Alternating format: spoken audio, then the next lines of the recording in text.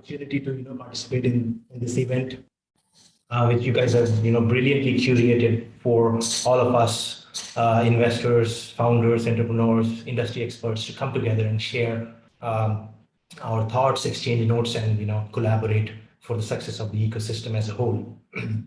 And so I'm absolutely thrilled to be here. I'm cognizant of the time limit that we have, but I've prepared a short deck where I'll try to give a perspective of a non-traditional investor. I've worked in the past couple of decades with family offices, investment houses, which classify as the non-traditional investors. I'll take you through the startup funding landscape, some macro factors, segments, allocation from a UK, EU perspective, touch base on blockchain very quickly, and then talk about the tech portfolio strategies and evaluation metrics, which us investors use. I'll see how I can fit all that into 10 minutes, but I'll definitely try. Before I get into those details, I have just created an infographics around evolution. And since the first single cell organisms came into this universe 600 million years ago, from today, if we span it out into a 24-hour clock, humans have been existing only for the last 30 seconds. And evolution is, in a way, innovation, of course, in the hands of nature.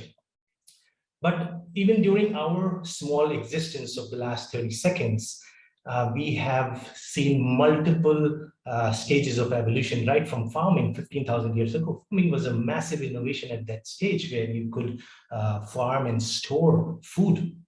And I like to give an example how innovation happens in an ecosystem rather than in isolation, which Omar and Marcos have touched upon before me.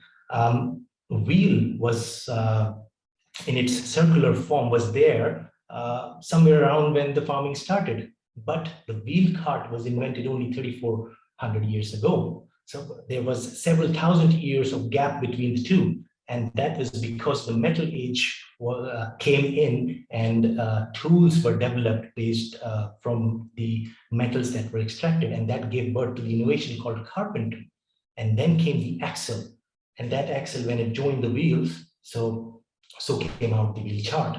And this example is very important because from so many years ago to the Industrial Revolution 1, to the invention of the World Wide Web, to Internet of Things today, we have seen that innovation doesn't happen in isolation. It needs contribution of time, of capital, of the intellect that comes together within an ecosystem and gives birth to something really, really amazing.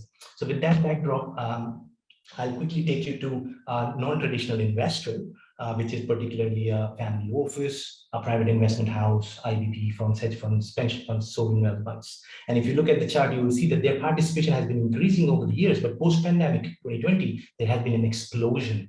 And that is not just because of the pandemic, but also because of the venture capital firms that have been for the past several years allocating more and more, raising more and more funds from investors to fuel innovation. And if we look at the past, let's say 20 years, the reward for the investors to fuel innovation is also significant. If you look at the numbers in the last few years, you see that these kind of returns, the pooled IRRs of them VC funds, is much, much higher than other asset classes. Now, an apple-to-apple comparison cannot be made because the risk-return profile is different from one asset class to another. But there exists a palpable reward for participating in innovation. And that is why we are seeing such huge amounts of AUM going into the tech asset class. And this chart again emphasizes that in the last 1.5 years, the VC deal activity has exploded way above the long-term historic capital flows that has gone to support innovation. And this is important to look at because that is why non-traditional investors are now increasing allocation to this sector also, because non-traditional investors have to piggyback on capital flows. So they look at what's going on and then they follow the crowd more often than not. And that is why we see an explosion in the investments from non-traditional investors as well. Now, some of the factors that we have seen in the last couple of years is that the deal sizes also have, seen a significant jump, particularly for early to late stage deals. And the rounds that are being raised are from the previous rounds 2.5 to 3 times the last round size as well. So what does that indicate? That indicates that the founders and innovators are able to secure much more commitments for innovation in the past few years rather than before. And that is a matrix that non-traditional investors look at and get excited about the asset class. And at the same time, if you look at the public markets and the correlation of the public markets with the VC space, you would see a regression line which is quite straight, which shows that the public market performance has had a very strong impact on the funding activities in the startup ecosystem. But what does that mean? It means that institutional investors are rebalancing their positions. Which brings us to the current context of the macro environment, and we see that the yield curve is flattening. Now, how would the investors rebalance their portfolios? Anybody's guess. It's $1 million question. But given the surge of inflation, the ongoing war, and recent correlations, corrections in the tech stocks, it will be very interesting to see how the capital flows support innovation going forward. I'll very quickly give a brief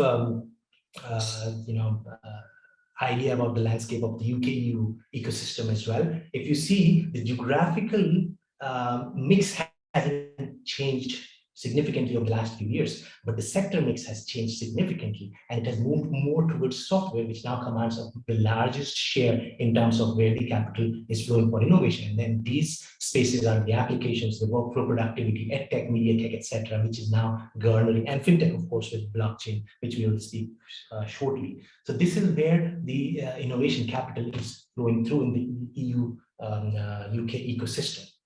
The reason why I mentioned blockchain is that what we are seeing in this space is something which we have never seen in any other space before. It's I think the most disruptive space which has spurred up in the last few years, and now there exists, based on the PitchBook data, 1,600 companies with more than 7,000 investors, and the VCs have raised 40 billion, more than 40 billion. Capital for fueling that innovation. Now, what this indicates is that institutional capital is following this sector. So non-traditional investors will do the same. They are piggybacking on where the trends are going towards. Now we see all the big names, A16Z, Paradigm, Sequoia, Electric Capital, investing in this space, raising funds for their own crypto-focused funds. The success of FTX and Coinbase, etc., that really gives the direction of the trend in this space. And now the total crypto AUM is almost equal to the gold, which is there for private investment, leave aside the jewelry part.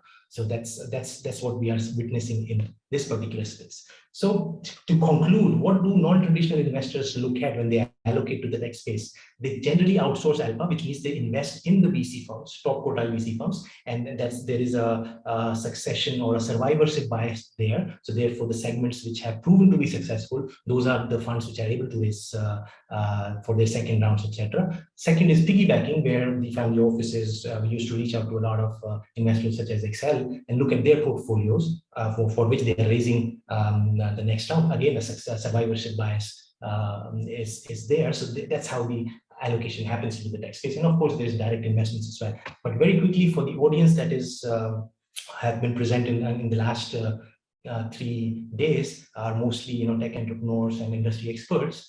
The evaluation metrics that we use for direct investment, and that is something Marcos spoke about as well, is we look at the size of the opportunity, the TAM and so on is really important. The traction in terms of the engagements, the POCs, the demos, paid pipelines, etc., that have been there are a major focus as well. The go-to-market strategy and the customer acquisition funnel, from acquisition, activation,